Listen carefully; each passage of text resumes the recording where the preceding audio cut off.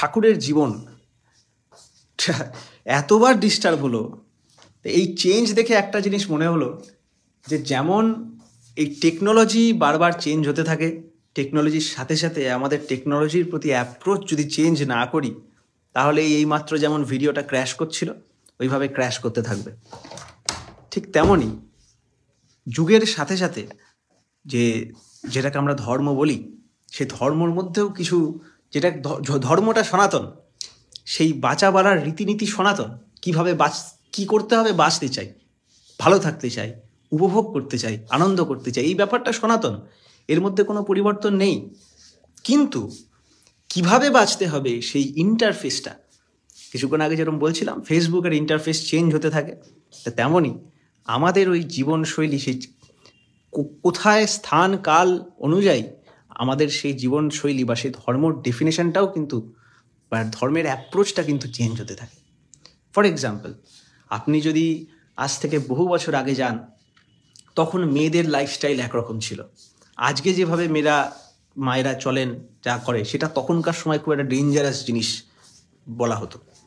আবার আগে যেরকমভাবে থাকতেন, সেটা যদি আজকে সেই লাইফস্টাইলটা এক্স্যাক্টলি ওইটাকে কপি করতে যায়, তাহলে আজকে আবার একটা অন্যরকম বিপদ হয়ে যাবে।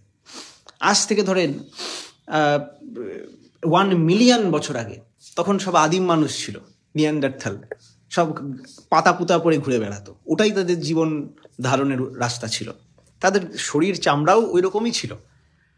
আজকে বাঁচতে গেলে কিন্তু ওই পাতা টাতা খেয়ে বাঁচা যাবে না, পাতা টাতা গায়ে পড়লে লোকজন তাড়া করবে, পাগল বলবে। ঠিক তেমন যেটা সনাতন, যে বাঁচা এবং বৃদ্ধি পাওয়ার ব্যাপারটা সনাতন, কিন্তু সেটার অ্যাপ্লিকেশন, সেটার প্রতি অ্যাপ্রোচ কিন্তু চেঞ্জ হয়ে গেছে। তাই শ্রীকৃষ্ণ ওই কথা, পুরুষোত্তম শ্রীকৃষ্ণ এবং অন্যান্য সব পুরুষোত্তম একই কথা বারবার বলে গেছেন, যে যখন যখন মহা বিপত্তি আসবে, যখন যখন ওয়ার্ল্ডে বড় বড় ক্যালামিটি আসবে, এই আমিই জন্ম নেব। এইটা দেখে আমার বারবার একটা জিনিস ভাবতে ইচ্ছা করতো, যে আমিই জন্ম নেব, এটার ব্যাপারটা কি, আর উনিই জন্ম নিচ্ছেন সেটার গ্যারেন্টি কি? ঠান্ডা মাথায় বিচার করুন তো, উনিই যে জন্ম নিচ্ছেন তার গ্যারেন্টি কি? হতে পারে অন্য একজন। আমার একটা ম্যানেজারের পদ আছে, সে পদে আমি আজকে ম্যানেজার, কালকে আরেকজন ম্যানেজার, পরশু আরেকজন ম্যানেজার, ম্যানেজারের কাজই করব, কিন্তু লোকটা তো আলাদা। কি গ্যারেন্টিতে তিনি বলতে পারেন যে আমিই আসছি? তিনিও তো মানুষ। একটা মানুষ কিভাবে এই কথাটা, এই গ্যারেন্টিটা দিতে পারে? তাকেও মরে যেতে হয়, তাকেও আমাদের মতো ইহলোক ত্যাগ করতে হয়, কষ্ট পেতে হয়, কিন্তু তার এই কোন মাস্টারির ওপর দাঁড়িয়ে এই কথাটা বলে? এইটার ব্যাপারে ভাবলে আমরা একটু কাছে গিয়ে তাকে দেখতে হয়। তার লাইফটাকে একবার দেখেন। তিনি প্রত্যেকের সাথে এত ক্লোজলি বাউন্ড, যেটা আমরা কখনো কল্পনাও করতে পারি না। শ্রী ঠাকুরের জীবন যদি দেখেন, ওই যে কিছুক্ষণ আগে ওটা লাইফটা তো কেটে গেল, ওই লাইফে আমরা আলোচনা করছিলাম যে বিরুদা ঘোড়ার গাড়ি চালিয়ে নিয়ে যাচ্ছে, ঠাকুর বসে আছেন এবং আরও অনেকে ক্যারেজে বসে আছে, ঘোড়ার পিঠে দুমদাম চাবুক মারছে, আর ঠাকুর আ করছে ভিতর থেকে, চুলকাচ্ছে পিঠ। কী হলো ব্যাপার? পরবর্তীকালে যখন ঠাকুর চান করতে গিয়ে জামা খুলে দেখা হবে, তখন দেখা যাচ্ছে পিঠের মধ্যে দাগ হয়ে গেছে। তারপরে ঠাকুরকে জিজ্ঞেস করার পর ঠাকুর বললেন, বিরুদা যখন ঘোড়াগুলোকে মারছিল, আমি ভাবছিলাম আমি যদি ঘোড়া হতাম তাহলে আমাকেও বুঝি ওইভাবে মারত। প্রতিটা চাবুকের দাগ ঠাকুরের পিঠে পড়ে গেছে। আজকে বিজ্ঞানও এটাকে বলছে, স্বীকার করছে, যে আমাকে মারলে সেটার যে সেন্সার ইম্পালস ব্রেন অবধি যায় নার্ভ দিয়ে, আমার ব্রেনে যদি ওই ইম্পালসগুলো কোনোভাবে ইন্টারনালি জাগাতে পারি, ফিজিক্যালিও সেটা ম্যানিফেস্ট করতে পারে। ঠিক এই পদ্ধতিটা ইউজ করি আজকে ভার্চুয়াল রিয়ালিটি ইউজ করছে, ফেসবুকেও এটা করছে, ভিআর, মেটাভার্স। যাই হোক, তো ব্যাপার অন্য প্রসঙ্গে চলে যাচ্ছি। যে ব্যাপারটা বলছিলাম, যে এই এমনভাবে কানেক্টেড, তিনি কখনো কাউকে হেল্প করতে হবে, হেল্প করা ভালো, অন্যকে দিলে সে আমাকে কিছু দেবে, এই সব ভাব নিয়ে তিনি কখনো কিছু করেননি। পুণ্য হবে, স্বর্গে যাব, আমাকেও হেল্প করবে, এইসব ভেবে করেননি। আমার পিঠে ফোড়া হলে যেমন আমার অটোমেটিক একটা রেসপন্স, এতে আমার ভালো বা বাজে হতে হয় না, রাবণেরও পিঠে যদি ফোড়া হতো, একটা গুন্ডার খুনির পিঠে যদি ফোড়া হয়, খুনিও কিন্তু ওটাকে মলম লাগায়, এটা নর্মাল ব্যাপার। শ্রী ঠাকুরও সেরকম, তার মধ্যে এই অন্যে বাঁচায় নিজে থাকে ব্যাপারটা এমনভাবে নর্মালি তৈরি, নর্মালি সেট করা, যে ওই অনুযায়ী তিনি তার লাইফস্টাইলটা লিড করেছেন। আমরা কি করি সাধারণত, একটা আইডিওলজি দেখে নিই, আইডিওলজি থেকে শিখে নিজের লাইফটাকে সেভাবে সাজানোর চেষ্টা করি। শ্রী ঠাকুর তা না। শ্রী ঠাকুর যেমন ন্যাংটাভাবে ওয়ার্ল্ডটাকে দেখেছে, নেকেড ট্রুথটা দেখতে পেরেছে চোখের সামনে, ঠিক সেইভাবে তিনি বলে দিয়েছেন, তিনি লিভ করেছেন।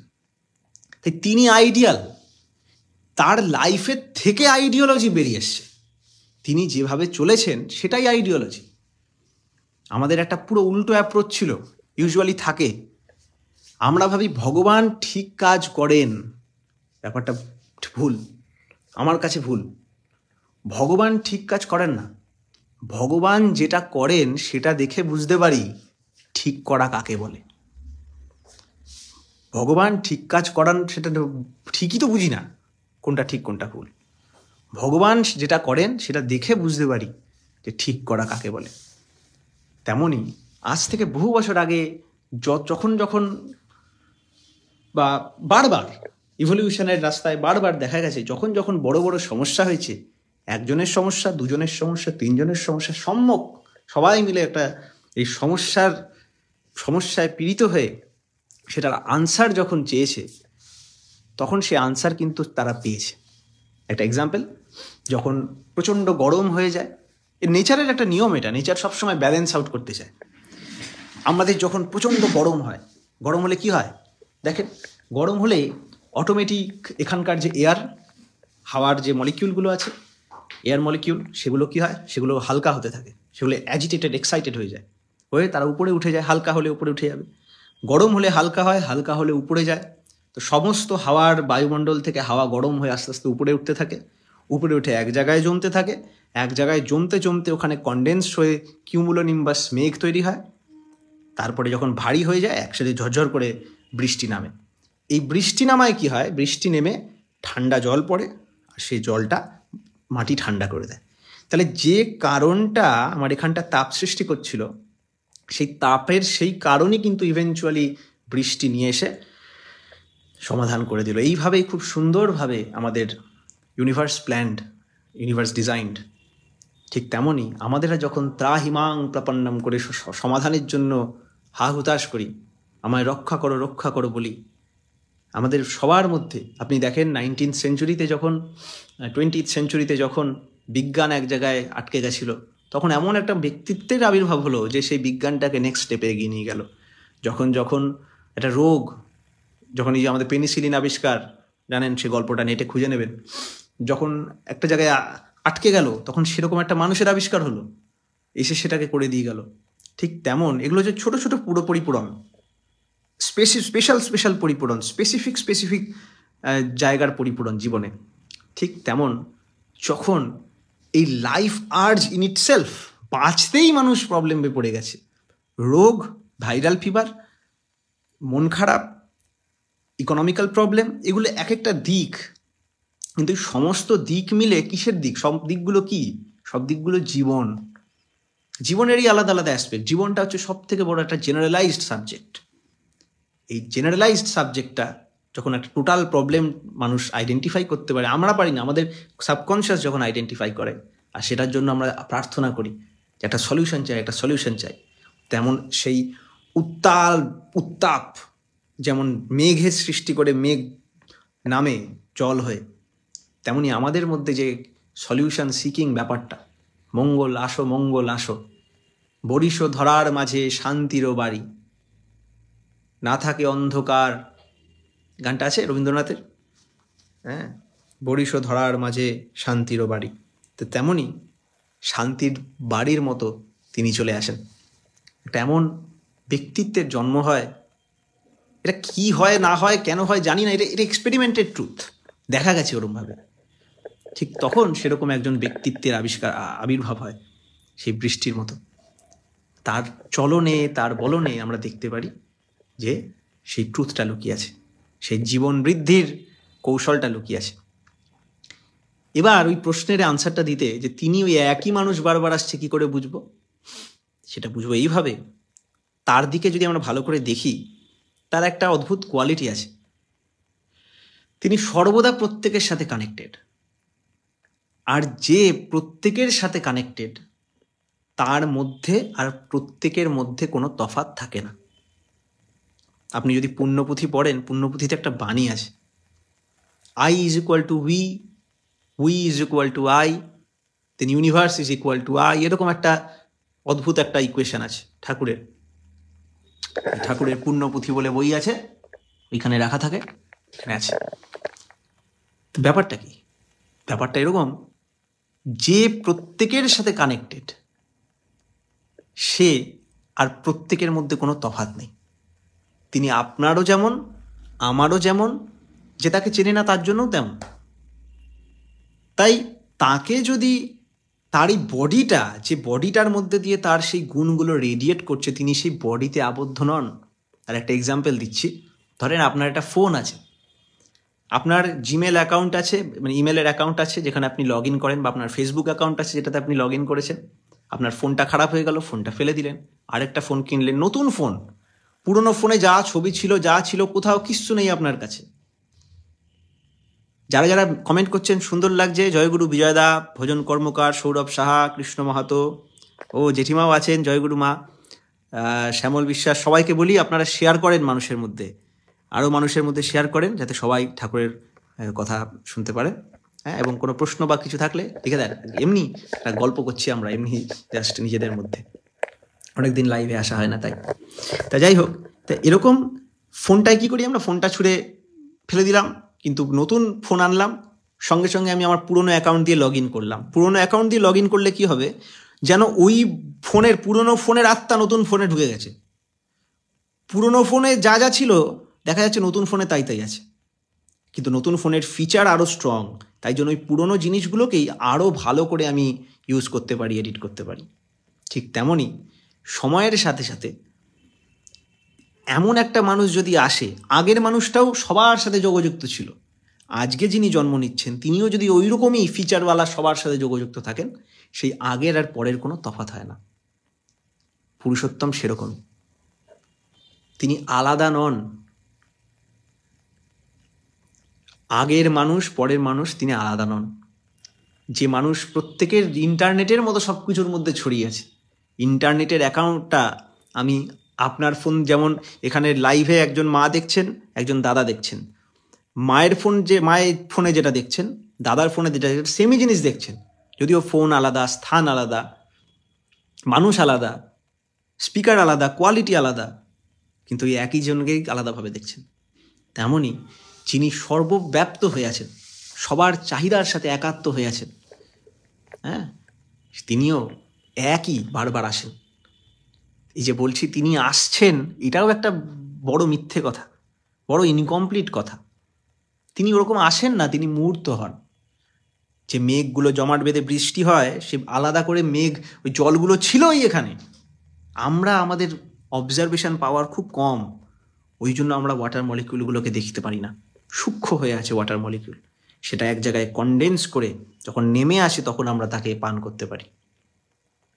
তেমন পরমপিতা সব সময় অ্যাভেলেবেল, ভগবান, মা বলুন, বাবা বলুন, তাকে যেভাবে ডাকুন, যাই বলুন, আমাদের মধ্যে এই যে একটা অস্তিত্ব রক্ষণী আবেগ, আমাদের যে সুরত, আমাদের যে জীবাত্মা, এটাই কানেক্টেড সেই পরমাত্মা, যাই নাম দেন আপনি, সব নাম, সেই যে একটা ইটার্নাল গো লিবিডো, সেটা সব সময় পরিব্যাপ্ত হয়েছে সব কিছু।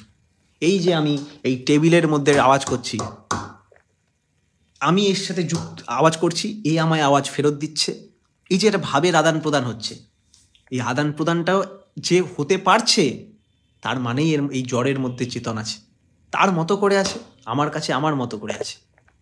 রবীন্দ্রনাথ ঠাকুরের খুব একটা বেশি লিটারেচার আমি পড়িনি, কিন্তু আমি দেখেছি তার সমস্ত লিটারেচারের মূল মেসেজ একটা বিশাল মেসেজ।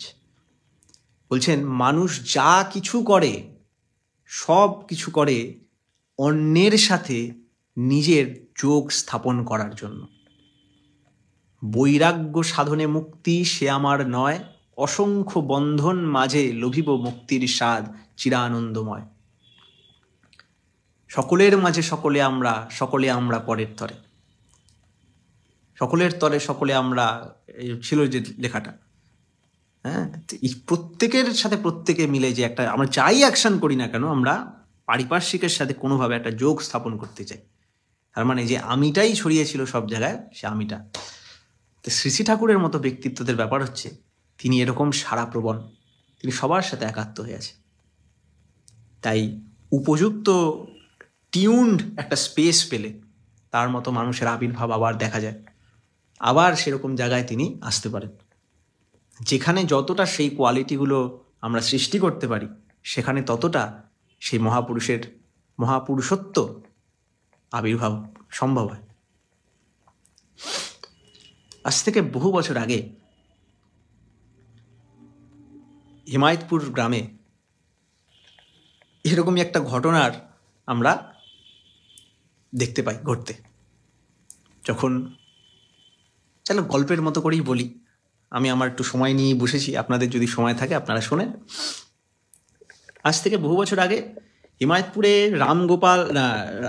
রামেন্দ্র নারায়ণের মতো খুব কমই লোক ওরকম বড় লোক ছিল।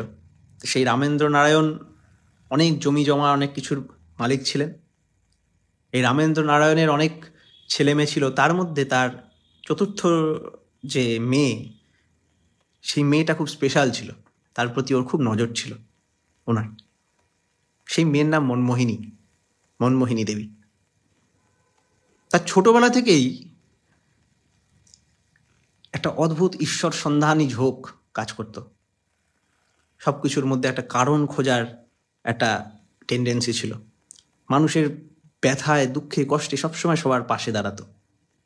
তাই মনমোহিনী দেবীর মা কৃপাময়ী দেবী, রামেন্দ্র নারায়ণের স্ত্রী, যখন পূজা করতেন, তার দিদা যখন পূজা করতেন, তখন সেটা দেখতেন গোপাল পূজা করতেন। তো মনমোহিনী দেবী চাইতো যে সবাই পুজো করতে পারে, আমি কি পারি না পুজো করতে?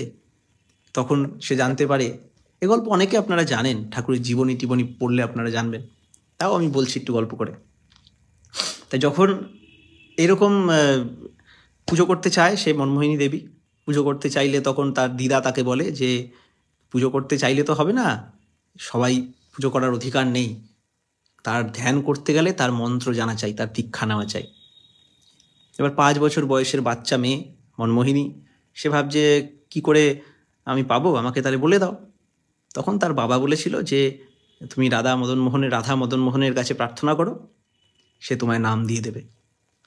সরল মনে মনমোহিনী দেবী প্রতিদিন রাত্রিবেলা দিন রাত্রে ডাকতো ঠাকুরকে,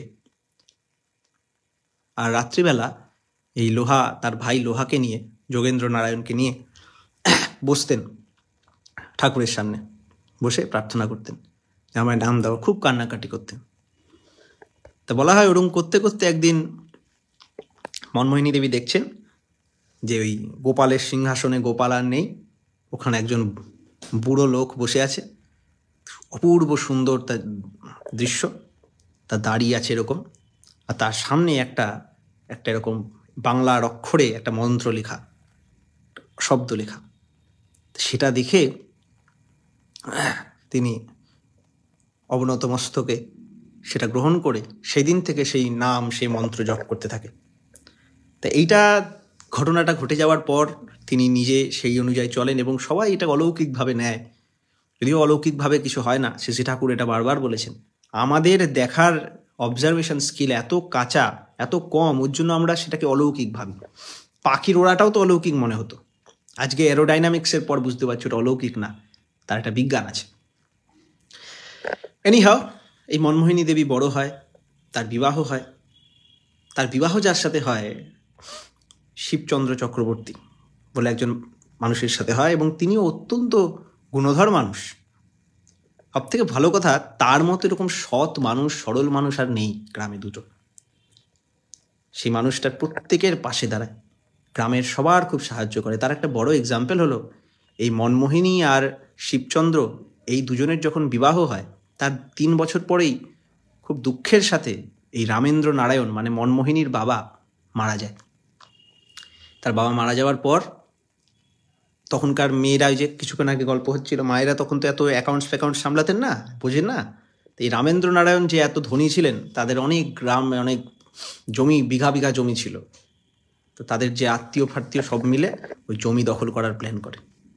আর কৃপাময়ী দেবী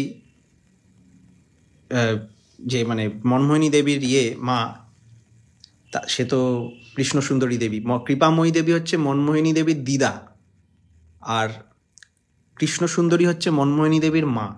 হ্যাঁ, রামেন্দ্র নারায়ণের স্ত্রী তাহলে হচ্ছে কৃষ্ণ সুন্দরী। কৃষ্ণ সুন্দরী নামগুলো একই তো, মাঝে মাঝে ভুলেই যায়, বুঝে নেন, মা দিদা বলে চালাই। তা কৃষ্ণ সুন্দরী দেবী খুব প্রবলেমে পড়ে গেলেন রামেন্দ্র নারায়ণের চলে যাওয়ার পর। কারণ এক তো শোকাতুরা হয়ে গেলেন, বিধবা হয়ে গেলেন, তার উপর একটা সমস্যা হয়ে দাঁড়ালো যে এত জমি টমি সব আত্মীয়রা দখল করার চেষ্টা করছে। তিনি কিছুই বুঝতে পারছে না, মামলা মোকদ্দমা করে একের পর এক জমি নিয়ে নিচ্ছে। তা মনমোহিনীর যে বর, সে একটা ভালো চাকরি করতো পাবনায়, কিন্তু তার শাশুড়িকে এরকম প্রবলেমে দেখে তিনি অনেক দিন চেষ্টা করলেন এটাকে হ্যান্ডেল করার, পারলেন না। তাকে চাকরি ছেড়ে হিমায়তপুরে পার্মানেন্টলি শিফট করতে হলো। তিনি হিমায়তপুরে চলে এসে সবাইকে সার্ভিস দিলেন, নিজের শাশুড়িকে আবার হেলথে ফিরিয়ে আনলেন, এবং মনমোহিনী দেবীও তাকে খুব সাপোর্ট করলেন। এই মনমোহিনী আর শিবচন্দ্র চক্রবর্তীর সাপোর্টে কৃষ্ণ সুন্দরী দেবী আবার ফেরত পেলেন, তার পুরনো সব জমি টমি সব জায়গা পেলেন, এবং অনেকটা তিনি পুরনো সম্পত্তি আবার ফিরিয়ে আনতে পারলেন। তো এরকম বরেরও এক্সাম্পল খুব কম। এরকম যে একটা সবে বিয়ে হয়েছে, সে নিজের লাইফে বড় চাকরি ছেড়ে দিল তার শাশুড়ির জমি ফেরত আনার জন্য, এবং পার্মানেন্টলি সেটেল করে গেল হিমায়তপুরে, তার পুরনো ভিটে বাড়ি বিক্রি হয়ে গেল। এরকম ছিল শিবচন্দ্র চক্রবর্তী। এই শিবচন্দ্র চক্রবর্তী আর মনমোহিনী দেবীর মধ্যে যে আন্ডারস্ট্যান্ডিং ছিল, সেসব আজকালকার কাপলের বিসব ইম্যাজিনও মানে ধারণাও করা যায় না। যে এত সুন্দর কথা না বলে যে ভালোবাসার কমিউনিয়ন, তাদের মধ্যে যে একটা এত সুন্দর টিউনিং খুব কম পাওয়া যায়। তাই ভাববেই আগেকার সময়ের যে বিবাহের রীতিনীতি ছিল, একটা যে সিস্টেম ছিল, সেটা কিন্তু আমরা অনেকটা ইগনোর করে যাচ্ছি। আগে সবই পারফেক্ট হতো সেটা বলছি না, কিন্তু এই দিকগুলো দেখলে মনে হয় যে সোনার সংসার যাকে বলে, এটা বোধহয় এরকমই হয়। হ্যাঁ, এইরকম কীরকম ভূমি হলে আমরা দেখতে পাই যে কি কি কোয়ালিটির অধিকারী হলে সেখানে পুরুষোত্তমের মতো মানুষ জন্মাতে পারে।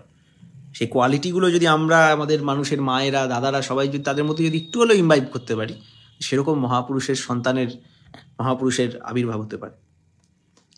এই মনমোহিনী দেবীর আর শিবচন্দ্র চক্রবর্তীর বাড়িতে, অ্যাকচুয়ালি মনমোহিনী দেবীর বাড়ি হয়ে গেল, কারণ হিমায়তপুরে চলে আসলো শিবচন্দ্র চক্রবর্তী। এখানে বহু মানুষ সার্ভিস পেতেন, সারা গ্রামের যেন একটা সেন্টার হয়ে গেছিল। যার যে সমস্যা, যে বিষয়ে সবাই আসতে, তাদের থেকে সাপ্লাই পেত, তাদের থেকে সার্ভিস পেত। অনেকে মিসইউজও করতো। পাড়ার গ্রামের বাচ্চাদের খুব ভালোবাসতেন শিবচন্দ্র। তো এইভাবে দিন চলতো। বহু সাধু সন্ন্যাসী আসতো, এসে সেখানে এই করতো। তা একদিন এরকম দেখা যায় যে এই ওনাদেরই এক আত্মীয়, ঈশ্বরচন্দ্র বলে একজন আত্মীয় ছিলেন, ঈশ্বরচন্দ্র চক্রবর্তী, একদিন ঘরে পুজো করতেন। দেখতেন প্রতিদিন পদ্মা থেকে স্নান করে এসে একটা ঘরে পুজো করতেন। মনমোহিনী দেবী উঁকি মেরে দেখতেন যে উনি কি পুজো করেন, বারবার খুব টান ফিল করে ওটা দেখার জন্য।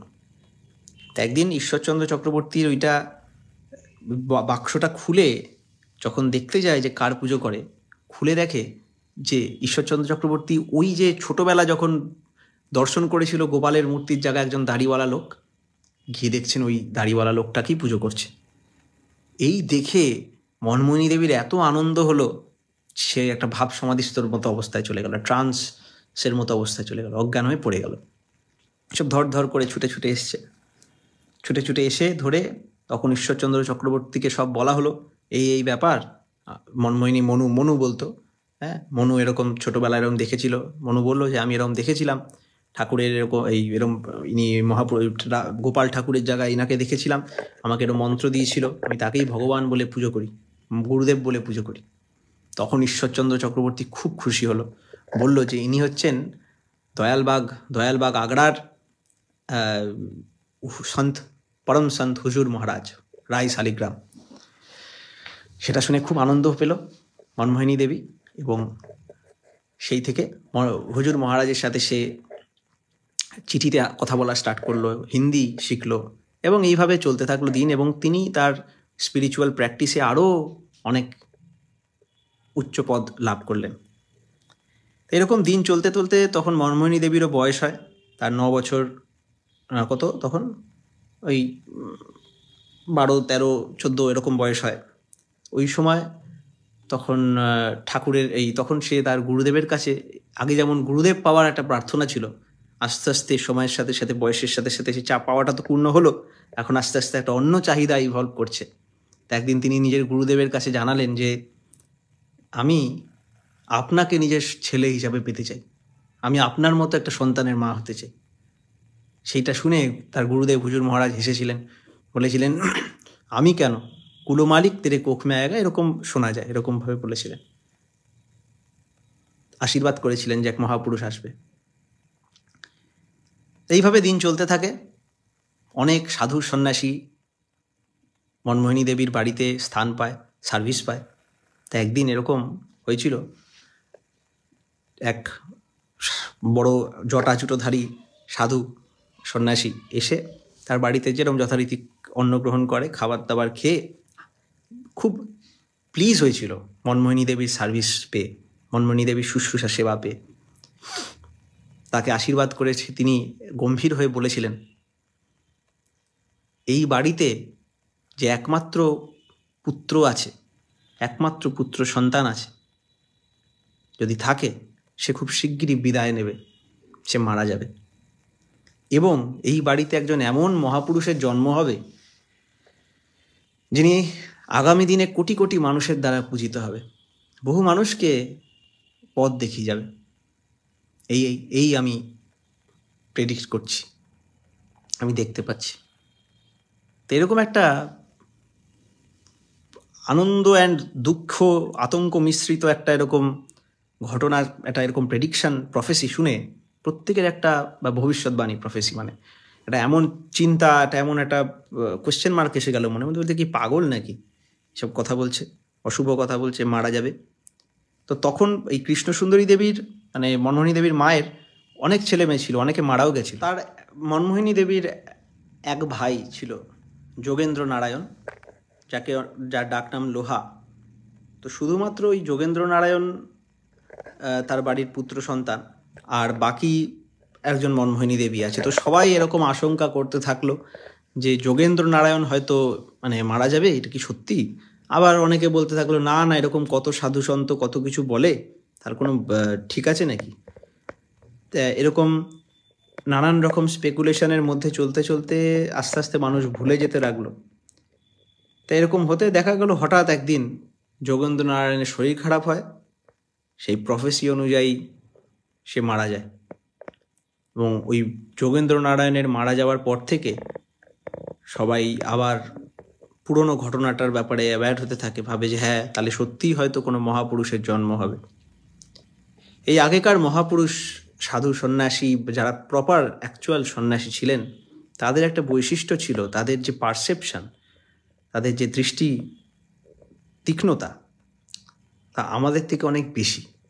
আমরাও সেই রকম সাধনা, সেই রকম প্র্যাকটিস করলে আমাদের ব্রেনের, আমাদের সেন্স অর্গানের সেন্সিটিভিটি ওই লেভেলে যদি আমরা নিয়ে যেতে পারি, আমরাও আস্তে আস্তে সেই গুণগুলোর অধিকারী হতে পারি।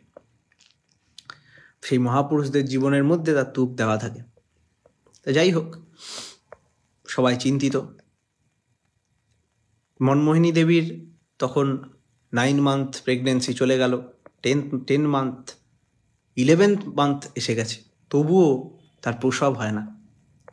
এমন সময় কৃষ্ণ সুন্দরী দেবী খুব চিন্তিত হয়ে আছে, কান্নাকাটি করছে যে এক ছেলে ছিল সেও চলে গেল, আর মনমোহিনীর মানে মনুর জন্ম, বাচ্চা হবে, বাচ্চাও কি হবে কি হবে না বুঝতে পারছি না। সে সারাদিন খাওয়া দাওয়া বন্ধ করে দিল, সে প্রার্থনা করতো ভগবানের কাছে।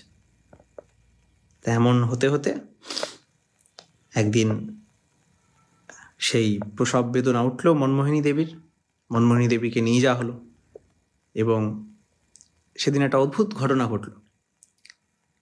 বাচ্চা যেভাবে হয় সেই রকম যেন না, কারণ মনমোহিনী দেবীকে যখন নিয়ে যাওয়া হলো ওই আতুর ঘরে, তা তার ওই দেখা যাচ্ছে তার আর ব্যথা নেই। বাচ্চা প্রসব হলে যে ব্যথা থাকে তার ওই ব্যথাটা নেই আর। এতে অনেকে শঙ্কা করতে থাকলো যে কি জীবিত না কি গেছে, মারা গেছে না কিছু হয়েছে, খুব চিন্তিত ছিল সবাই। তো ওরকম ধাই ইত্যাদি যারা ছিল তারা থাকতে থাকতে আকস্মাৎ সবার একটা তন্দ্রা রকম এসে যায়, করে দেখে যে নর্মাল প্রসেসে চলতে থাকে, তাটা অন্যরকম পরিবেশ। অনেকবার এরকম ডেলিভার করেইছে বাচ্চা, কোনোদিন এরকম হয়নি যে মা এত শান্ত শিষ্টভাবে ব্যাপারটাকে হ্যান্ডেল করছে। হ্যাঁ, মা কাঁদছে না, মা নামের এটা অন্যরকম তন্দ্রার মধ্যে আছে, ভাবছে কি মানে কি কোনো রকম প্রবলেম হলো নাকি। আর সবার একটা তন্দ্রা এসে যাচ্ছে, ঘুম ঘুম টাইপের একটা তন্দ্রা এসে যাচ্ছে। করতে করতে খুব নর্মালি অ্যান্ড খুব সিম্পলি দেখা গেল বাচ্চাটার প্রসব হয়ে গেল। এবার অনেক সময় হয় বাচ্চা হলে তার কনসাসনেস ঠিক মতো আসে না, তাই কাঁদে না, বাচ্চাটা জেগে থাকে না, তাকে মেরে মেরে আওয়াজ করে তাকে কাঁদাতে হয়, এসব তো দেখেছি, জানেন আপনারা। তো বাচ্চাটা যখন হয়ে গেল, হয়ে তাকে সে কাঁদছে না, সেটা একটা ব্যাড সাইন। বাট এই বাচ্চাটা কাঁদা তো দূরে থাক, সে বসে বসে তাকিয়ে রয়েছে আর হাসছে সবার দিকে দেখে, সে গিগল করছে, এই দিকে দেখছে ওই দিকে দেখছে আর এরকম করে হাসছে। সে যেন পুরো চেতনা নিয়ে জন্মেছে, সে যে জন্ম নিয়েছে সেই বিষয়ে সে যেন অ্যাওয়্যার। সে চেয়ে চেয়ে দেখছে, এর মুখ দেখছে ওর মুখ দেখছে, মাথায় একটাও চুল নেই, লম্বাটে, সাধারণ বাচ্চাদের থেকে সাইজ একটু বড়, পুরো ন্যাড়া, আর সবার দিয়ে এরকম করে আঙুল চেয়ে চেয়ে দেখছে। এই বাচ্চাটা হচ্ছে শ্রী শ্রী ঠাকুর অনুকূলচন্দ্র চক্রবর্তী। এই দিনটা 14 সেপ্টেম্বর 1888, এই দিনটা যে বিশাল স্পেশাল কেউ জানতো না। এই দিনটা যে স্পেশাল, হ্যাঁ, কিছু কিছু ভবিষ্যৎবাণী করেছিলেন মানুষে, কিছু কিছু প্রেডিকশান ছিল, রামকৃষ্ণদেবও বলে গেছিলেন কিছু কথা, সেগুলো আপনারা জানেন, যারা পুরনো পঞ্চম খণ্ডর কথামৃত পড়েছেন তারা জানেন তিনি বলে গেছিলেন। যাই হোক, সেটা আলাদা ব্যাপার, কিন্তু এই দিনটার স্পেশালিটি কেউ জানতো না। এই বাচ্চাটার অ্যাকশান দেখে পরবর্তীকালে মানুষ বুঝতে পারবে যে এই দিনটা কি ছিল। সারা বিশ্বের জন্য একটা মোমেন্টাস দিন ছিল 30শে ভাদ্র, 14 সেপ্টেম্বর 1888। কেন ছিল সেটা পরে জানতে পেরেছি। এই যে আমরা আজকে বহুবার চেষ্টা করলাম লাইভে আসার, বারবার ডিস্টার্ব হয়ে যাচ্ছে, কিন্তু আমি হার মানব না, আমরা বারবার আসলাম, তা চেষ্টা করছি। এই দিনটা, এই তাকে পুরুষোত্তম বলি আমরা আমাদের বুদ্ধিতে, তিনি তার মতো করে লাইফ লিড করেন, তিনি একজন স্বাভাবিক মানুষের মতো লাইফ লিড করেন, কিন্তু তার এই স্বাভাবিকত্ব আমাদের কাছে অস্বাভাবিক লাগে, কারণ আমরা নিজেই স্বাভাবিক না। তিনি বলেন এই মহাপুরুষ যারা পুরুষোত্তম হন, তার 3টে কোয়ালিটি থাকে। তিনি হন abnormally normal, wisely foolish and gorgeously simple. তা এটা তার নর্মাল একটা নেচার, তার কাছে পুরোটাই স্বাভাবিক। সত্য যে আছে ইয়ের কথা রবীন্দ্রনাথের, যে সত্যরে লও সহজে, সত্য সহজই হয়। আমরা জটিল, আমরা কমপ্লেক্স, তাই আমাদের মনে জট, তাই জন্য আমাদের কাছে জটিল লাগে। হ্যাঁ, যার চোখ বোঝা সে তো অন্ধকারই দেখবে দুনিয়ায়। দুনিয়ার দোষ না, আমার দোষ, আমি চোখ বুঝে আছি। তাই এরকম দিনে এমন একটা মানুষের জন্ম হলো যে নিজের প্রেম, নিজের অনুভূতি, নিজের অভিব্যক্তি, সেবা, সাহচর্য সব কিছুর মাধ্যমে প্রত্যেকের এই চোখটা খুলে দেবে। আমরা সদ্গুরু বন্দনায় প্রার্থনা করি, চক্ষুরোন্মিলিতম ইয়েন তস্मै শ্রী গুরুবে নমঃ। যিনি আমার এই চোখটা খুলে দেবেন, যিনি আমাকে গু থেকে রু মানে অজ্ঞানতা থেকে আলোর দিকে নিয়ে যাবেন, সেই তাকে আমি প্রণাম জানাই। তখন এই মানুষটাকে আমরা গুরু বলে চিনি। সামনে যদি আবার লাইভ করার সুযোগ হয়, আস্তে আস্তে এই মানুষটার লাইফটাকে আর একটু ঘাটবো, দেখবো কি আছে এর জীবনে। আর আপনারাও প্রশ্ন করবেন, খালি এরকম ভক করে ভয়ের চোটে এটা মেনে নেব ঠাকুর বাবাজি হিসাবে না। মাঝে মাঝে মনে হয় আমি কিছুই জানি না, কিন্তু আমি কনভিন্সড ঠাকুরের ব্যাপারে, এই মানুষটা ঠাকুর না হলেও ঠাকুরের ওই ভগবত্তা ওই ওরকমভাবে পূজিত না হলেও এই মানুষটার যেটা ভ্যালু প্রত্যেকের আমাদের বোঝার দরকার।